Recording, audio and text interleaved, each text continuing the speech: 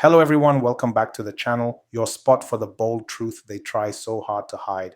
Now sit down for this one because it's a wild ride. If you've been following Nigerian news lately, you already know about the Ibom Air drama. But what you probably didn't expect is how this whole thing just flipped into a full-blown showcase of double standards, backroom politics, and the kind of above-the-law behavior that makes ordinary Nigerians shake their heads in disbelief. So here's the update. Remember Comfort Emmanson, the Ibom Air passenger who was dragged through the mud for allegedly causing a scene on board a flight? She was arrested, charged, and treated like a hardened criminal for an incident that, frankly, could have been handled quietly and fairly. But while Comfort was facing the music, Fuji music icon KWAM1 was in his own storm, accused of unruly behavior at the airport after reportedly insisting on carrying a flask filled with alcohol past security checks, challenging staff, and even allegedly threatening them with political connections. Now, here's where it gets interesting. Public outrage started boiling. Nigerians began pointing out the obvious hypocrisy. Why is Comfort being punished to the fullest extent of the law, while KWAM1 is walking around free like nothing happened? Social media went into overdrive. People started talking, radio stations picked it up, and hashtags began trending. And suddenly, just like that, Comfort's charges were dropped. The federal government announced that she was being released, no case to answer. Sounds like justice, right? Well, not so fast, because when you look closely, it wasn't really about justice for Comfort. It was about damage control. This was a PR move, plain and simple. The government wasn't suddenly feeling merciful. They were covering their tracks. They knew the public was seeing through the double standard, and if they didn't act fast, the spotlight would keep burning on KWAM1's case. By dropping the charges against Comfort, they thought they could calm the waters, silence the outrage, and protect KWAM1 from facing any real consequences. And here's the kicker. While Comfort's charges were dropped, KWAM1's so-called no-fly ban was quietly cut short. Not only that, he was named an airport ambassador. Let that sink in. This is a man accused of misconduct and intimidation at an airport, and the resolution is to make him a representative of the very environment where the incident happened. This isn't just rewarding bad behavior, it's elevating it to a position of honor. Think about the message this sends to Nigerians. If you're ordinary and powerless, like Comfort, you get the full weight of the system on your neck unless public outrage forces their hand. But if you're rich, famous, or connected, you don't just escape punishment, you might even get a government appointment out of it. That's not just unfair, it's dangerous. Because it teaches people that the law in Nigeria isn't about right and wrong. It's about who you are and who you know. And let's not pretend this is an isolated case. We've seen it too many times before. Politicians accused of looting billions walk free and even run for office. Police officers who abuse citizens face no consequences unless there's a viral video. The rich flout traffic laws, while ordinary Nigerians get fined or arrested for minor infractions. It's a system built to protect the powerful and crush the powerless.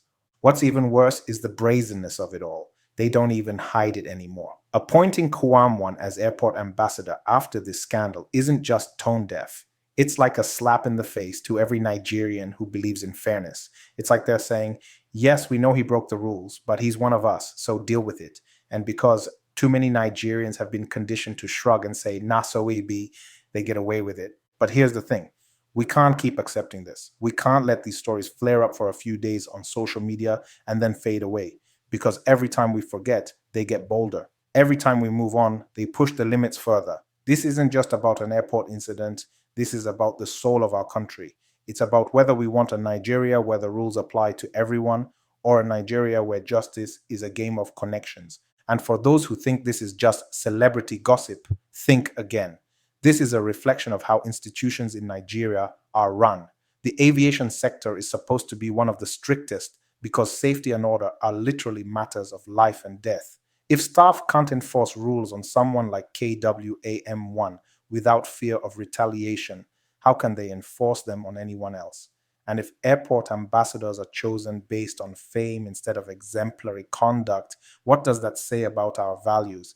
This whole saga also shows how public outrage can work if we use it wisely. Let's be honest, Comfort would still be facing charges today if Nigerians hadn't spoken up. They didn't drop her case out of kindness. They dropped it because the public pressure was making them look bad. That means we, the people, have more power than we think. We just need to stop using it only for trending topics and start using it consistently for systemic change. Imagine if we demanded accountability for every public office holder the way we did for Comfort. Imagine if we refused to let stories like KWAM1's fade from the headlines. Imagine if every time there was a clear case of double standards, we made so much noise that those in power had no choice but to act, not just with cover-ups, but with real consequences.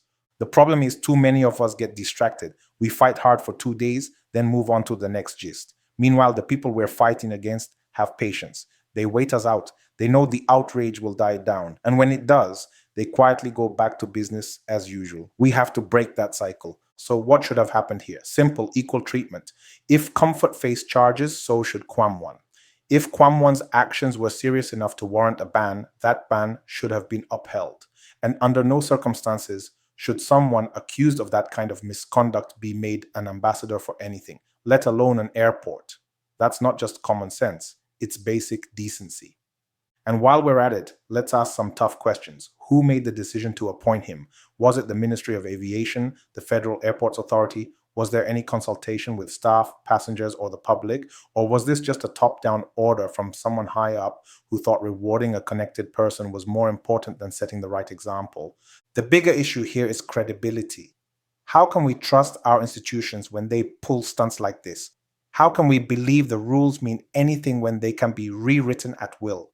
That's why young Nigerians are checking out, physically by japoing to other countries, and mentally by giving up on the idea that things can get better here. And that's exactly what the people benefiting from the system want. But I'm here to say we can't give them that victory. We can't give up. Because the day we stop demanding better is the day they win completely. So I'm challenging you. Don't just watch this video and get angry. Share it, talk about it, call into radio shows, post on social media, ask your leaders questions, tag the agencies responsible, make it clear that we see the game they're playing and we're not fooled. Because here's the truth, Nigeria can change, but it won't happen from the top down. It will happen from the bottom up when ordinary people refuse to accept double standards as normal, when we refuse to let anyone, no matter their fame or status, be above the law. And when we insist that public office and public honors go to people who actually deserve them. So to everyone watching, this isn't about hating KWAM1 or defending Comfort blindly. This is about the principle. Because if the law can be bent to protect one person today, it can be bent to hurt you tomorrow. And if we keep rewarding bad behavior, we'll keep getting more of it. Thanks for watching, and as always, I want to hear your thoughts. Drop them in the comments. Like this video if you believe in equal justice. Share it so more Nigerians see what's really going on. And subscribe for more bold, truth-centered content that cuts through the noise. Together, we can keep the pressure on, and maybe, just maybe, we can push this country in the right direction.